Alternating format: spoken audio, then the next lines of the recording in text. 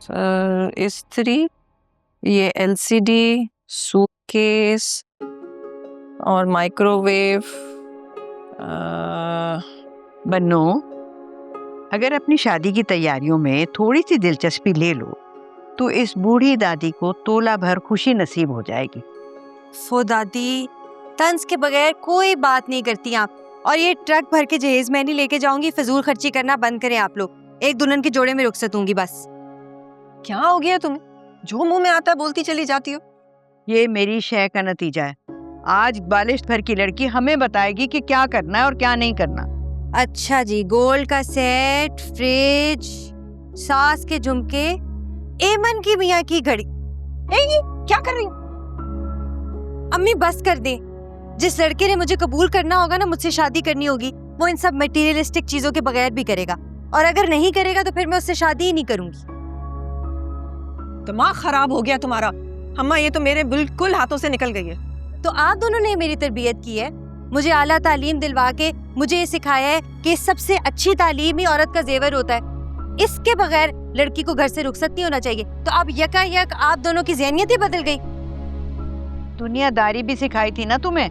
बेटा, हमने इसी मुआशरे में रहना है, इन्हीं लोगों के साथ। बस कर दे दादो। यही मुआशरे और लोगों की बातें आपने तब भी की थी जब मैंने अम्मी की शादी की बात की थी। याद है आप लोगों को? दुआ मेरी बेटी, ये जुड़े हाथ मेरे देखो। लोग हमें बातें सुना सुना के मार डालेंगे। हम इतना तो कर सकते हैं ना तुम्हारे लिए कि जरूरत की इस्तेमाल की चंद चीजें तुम्हें दे सके। अम्मी, आप क्यों नहीं समझ रही?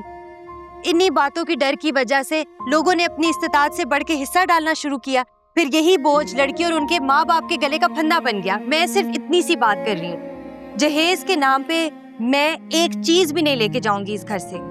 आप समीना आंटी को बता दें। अगर वो नहीं मानती तो ठीक है, मैं शादी नहीं करूंगी।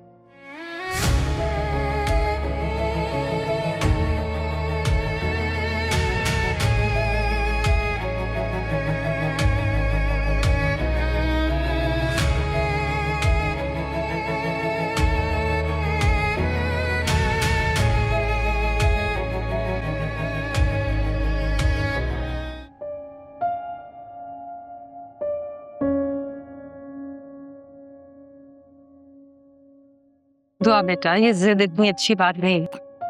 क्या करो सर? मुझे बताया मेरी जिद गलत है, नाजायज है मेरी जिद। उन्होंने अपने मुंह से थोड़ी मांगा है, हम अपनी खुशी से ले। मुझे सिर्फ ये बताएं मेरी जिद गलत है। एक तो मुझे समझ नहीं आता, ये तुम्हारा दिमाग एक ही बात पर क्यों अटक जाता है? कसम खा रखी है तुमने मुझे और दादी को परेशान करने की। तंग आ गई हूं मैं तुम्हारी इन बेचा जिदों से। और मैं बता रही हूँ, इस बार ना मैं तुम्हारी बात मानूंगी और ना अम्मा। ठीक है, फिर मैं भी किसी की बात नहीं मानूंगी। मैं शादी नहीं करूंगी क्योंकि मैं शादी के लिए मैं किसी फिजूल रस्म को फॉलो नहीं कर सकती। क्या मतलब है शादी नहीं करूंगी? दुआ, दुआ मेरी बात सुनो। इधर बैठो आके। दुआ,